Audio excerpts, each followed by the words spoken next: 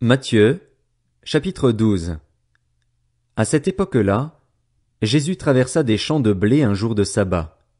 Ses disciples, qui avaient faim, se mirent à arracher des épis et à manger. À cette vue, les pharisiens lui dirent: « Regarde, tes disciples font ce qui n'est pas permis de faire pendant le sabbat. » Mais Jésus leur répondit: « N'avez-vous pas lu ce qu'a fait David lorsqu'il a eu faim, lui et ses compagnons? Il est entré dans la maison de Dieu et a mangé les pains consacrés que ni lui ni ses compagnons n'avaient le droit de manger et qui étaient réservés aux prêtres seuls. Ou n'avez-vous pas lu dans la loi que, les jours de sabbat, les prêtres violent le sabbat dans le temple sans se rendre coupables? Or je vous le dis, il y a ici plus grand que le temple. Si vous saviez ce que signifie « Je désire la bonté et non les sacrifices », vous n'auriez pas condamné des innocents. En effet, le Fils de l'homme est le Seigneur du sabbat. Jésus partit de là et entra dans la synagogue. Il s'y trouvait un homme qui avait la main paralysée. Ils demandèrent à Jésus: « Est-il permis de faire une guérison le jour du sabbat ?» C'était afin de pouvoir l'accuser. Il leur répondit: « Lequel de vous, s'il n'a qu'une brebis et qu'elle tombe dans un trou le jour du sabbat, n'ira pas la retirer de là? Or, un homme vaut beaucoup plus qu'une brebis. Il est donc permis de faire du bien les jours de sabbat. » Alors il dit à l'homme: « Tends la main. » Il la tendit, et elle devint saine, comme l'autre. Les pharisiens sortirent et tinrent conseil sur les moyens de le faire mourir. Jésus le sut et s'éloigna de là. Une grande foule le suivit. Il guérit tous les malades et leur recommanda sévèrement de ne pas le faire connaître, afin que s'accomplisse ce que le prophète Ésaïe avait annoncé.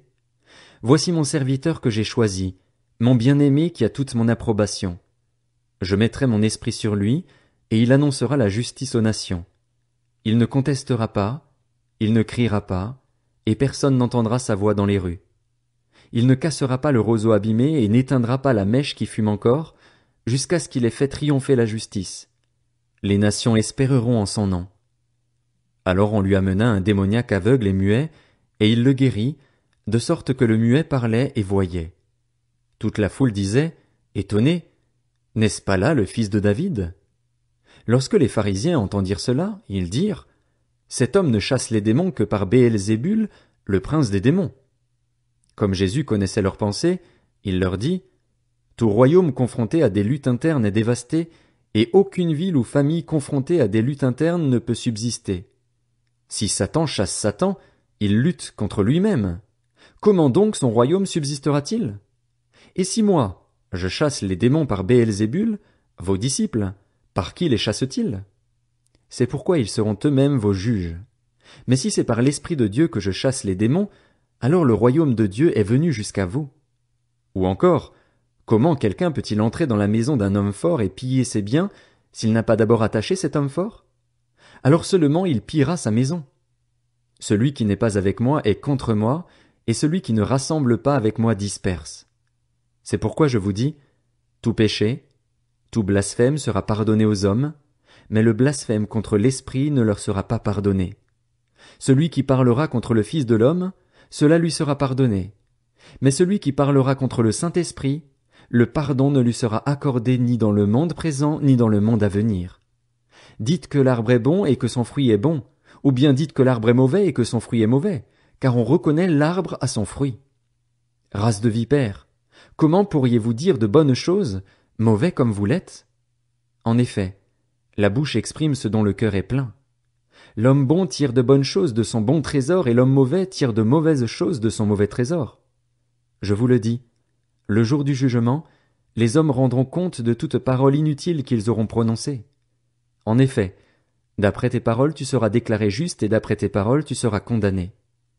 Alors quelques-uns des spécialistes de la loi et des pharisiens prirent la parole et dirent: « Maître, nous voudrions voir un signe miraculeux de ta part. » Il leur répondit: « Une génération mauvaise et adultère réclame un signe miraculeux.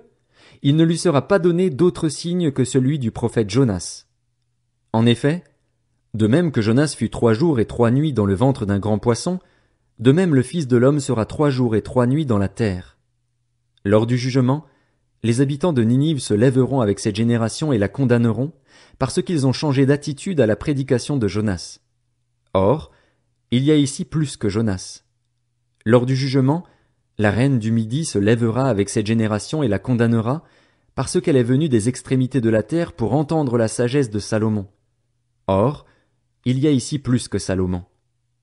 Lorsqu'un esprit impur est sorti d'un homme, il va dans des endroits arides pour chercher du repos, et il n'en trouve pas. Alors il dit, « Je retournerai dans ma maison, d'où je suis sorti. » À son arrivée, il la trouve vide, balayée et bien rangée. Alors il s'en va prendre avec lui 7 autres esprits plus mauvais que lui. Ils entrent dans la maison, s'y installent, et la dernière condition de cet homme est pire que la première. Il en ira de même pour cette génération mauvaise. Comme Jésus parlait encore à la foule, sa mère et ses frères, qui étaient dehors, cherchaient à lui parler.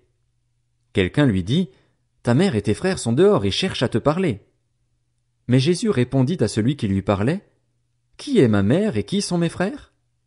Puis il tendit la main vers ses disciples et dit, « Voici ma mère et mes frères.